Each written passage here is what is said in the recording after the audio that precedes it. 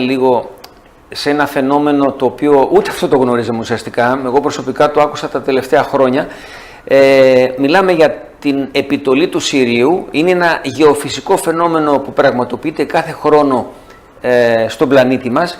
Τι είναι αυτό και πώς μπορούν να το γνωρίσουν, να το βιώσουν όλοι όσοι μας παρακολουθούν και όχι μόνο.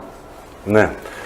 Η επιτολή του Σιρίου συμβαίνει στις 31 Ιουλίου, σε λίγες ημέρες, στις 6 και 27 το πρωί με την ανατολή του ήλιου μας στον ουρανό, όπου στην επιτολή του Σιρίου ανατέλει ταυτόχρονα ο ήλιος μας, ο φύγος Απόλλων, ο ήλιος του ηλιακού μας συστήματος, ανατέλει και ευθυγραμμίζεται με τον Σύριο. Συμβαίνει αυτό το μοναδικό φαινόμενο αυτήν την ημέρα, όπου επίσης αυτό που συμβαίνει, και γι' αυτό το δρόμενο το εκτελούμε στα νερά της θάλασσας, εκείνη τη στιγμή και για λίγα λεπτά το νερό της θάλασσας γίνεται υφάλμυρο.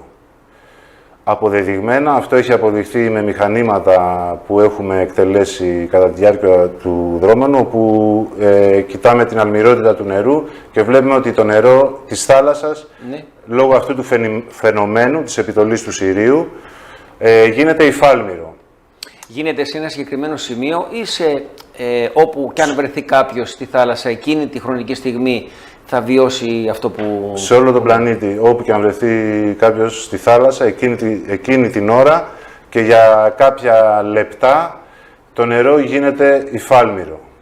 Αυτή είναι η επιτολή του Σιρίου. Εμείς ως οργανισμός εκτελούμε ένα δρόμενο πάλι όπου γίνεται στην θάλασσα, κοντά στα νερά, και όποιος ενδιαφέρεται μπορεί να μπει στο site του οργανισμού και στο site της Εθερικής Γραφής να ενημερωθεί.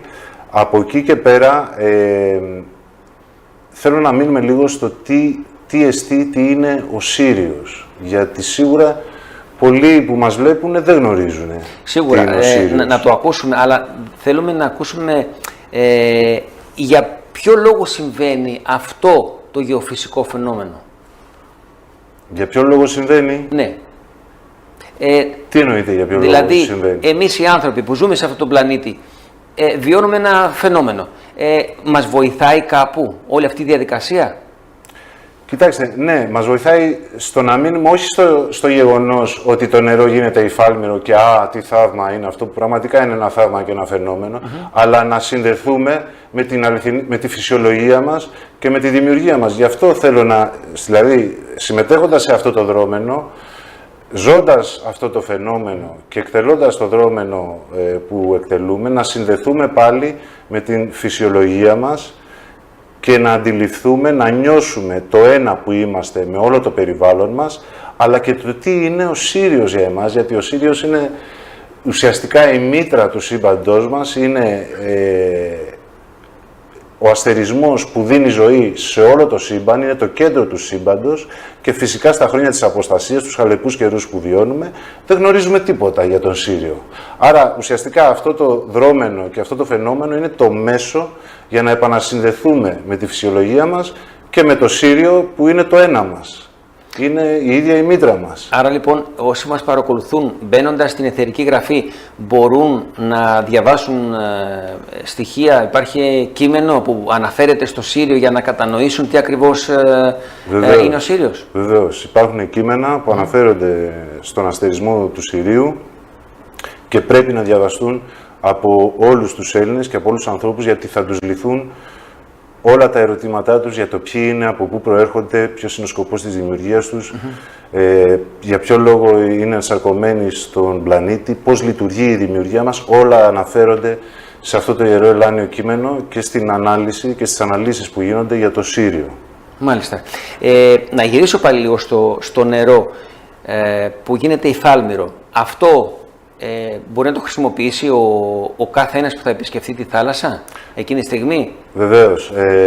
Κατά τη διάρκεια της εκτέλεσης του δρόμενου μαζεύουμε νερό, γι' αυτό και όσοι συμμετέχουν πρέπει να έχουν ένα μπουκάλι νερό μαζί τους, φτιαγμένο από φυσικά υλικά, είτε γυαλί είτε χαλκό, ώστε να συλλεχθεί το νερό που θα συλλέξουμε κατά τη διάρκεια της εκτέλεσης του δρόμενου, και αυτό το είδωρ το κρατάμε καθ' όλη τη διάρκεια της χρονιάς. Εδώ πρέπει να πούμε και ότι η επιτελή του Συρίου ήταν για τους προγόνους μας το ξεκίνημα της νέας χρονιάς.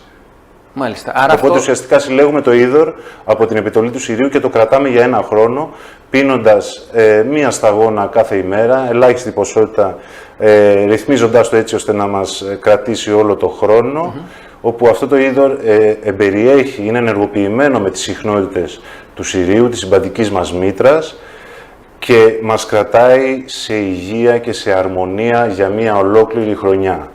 Άρα, αντιλαμβανόμενος, ακούγοντας όλα αυτά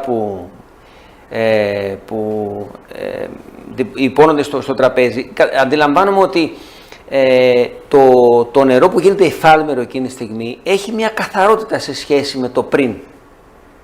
Ναι, διότι εμπλουτίζεται με όλες τις συχνότητες του Συρίου κατά τη διάρκεια αυτού του φαινομένου. Μάλιστα, πολύ σημαντικό.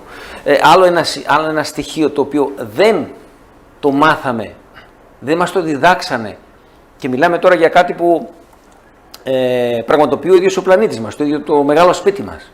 Βεβαίως, και για να αντιληφθούν οι τηλεθεατές που μας βλέπουν τι είναι ο Σύριος. Ο Σύριος είναι, όπως είπα και πριν, η συμπαντική μας μήτρα. Είναι η καθέδρα όλων των θείων δημιουργικών δυνάμεων της δημιουργίας μας. Αυτός είναι ο Σύριος. Ο Σύριος δημιουργεί τα πρωτόνια, τα ηλεκτρόνια, τα νετρόνια, που είναι η βάση κάθε φυσικής ύπαρξης στο σύμπαν μας. Ο Σύριος δημιουργεί το πλάτος, το μήκος, το ύψος, τις διαστάσεις. Ο Σύριος δημιουργεί τον αιθέρα, και μέσα από τον αιθέρα δίνεται μορφή σε όλη την ύλη, σε όλο μας το σύμπαν. Όλοι οι γαλαξίες, όλοι οι πλανήτες, όλοι οι αστερισμοί, όλα τα πάντα δημιουργούνται από τον Σύριο, και ο Σύριος είναι που δίνει ενέργεια σε όλο το σύμπαν, απευθείας συνδεδεμένος, είναι ο συμπαντικός μας ήλιος, απευθείας συνδεδεμένος με τον κοσμικό μας ήλιο. Δίνει ενέργεια σε όλο το σύμπαν μας για να υπάρχει ζωή παντού. Άρα καταλαβαίνουμε. Ναι, όχι, είναι κατανοητό. Είναι κατανοητό. Όλο αυτό το μεγαλείο που ακούμε του Συρίου. Επομένως, προτείνουμε σε όλους εσάς, κυρίες και κύριοι, να βιώσετε αυτό το φαινόμενο που δημιουργείται στον πλανήτη μας. Είναι κάτι που δεν το λέει ο Νικάνορ, δεν το αναφέρει ο οργανισμός ε5, η εθερική γραφή που είπαμε πριν, αλλά είναι κάτι που θα βιώσετε εσείς οι ίδιοι, άρα θα είναι κάτι βιωματικό το οποίο δεν μπορεί να αλλάξει.